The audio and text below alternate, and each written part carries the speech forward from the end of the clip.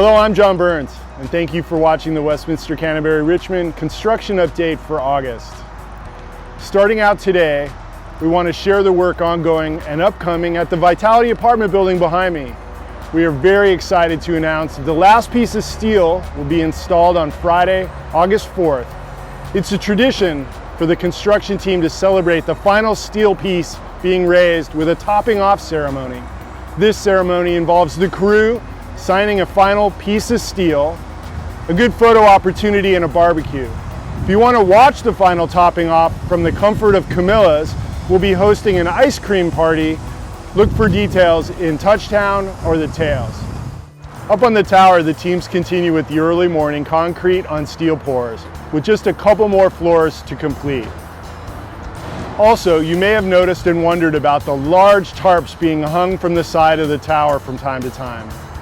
These tarps are protecting areas where the steel is being sprayed with fireproofing, which must be done before mechanical, electrical, and plumbing, which is known as MEP, rough-in and framing, can begin. Out here on the ellipse, we can now get a very good view of the pool building foundation and the connector building, which will house the locker rooms and mechanical equipment for the pool. Through August and September, the excavation and foundations for the pool building and the Vital Living Center exercise room will be completed. Now we're looking at the area where the Promenade Connector Corridor will be built. Work in this area has begun and will continue through September. The construction team will be excavating for the new corridor along the exterior of the tower first floor behind me in the next 2 weeks, and then they'll be pouring the concrete footers, foundations, and slab. Once the concrete work is done, the steel crew will be installing the steel framing for this space, scheduled for later in August.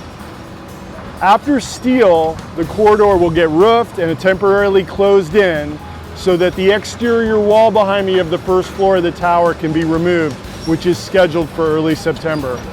All of this work will involve periods of loud noise and the annoying beeping of heavy equipment.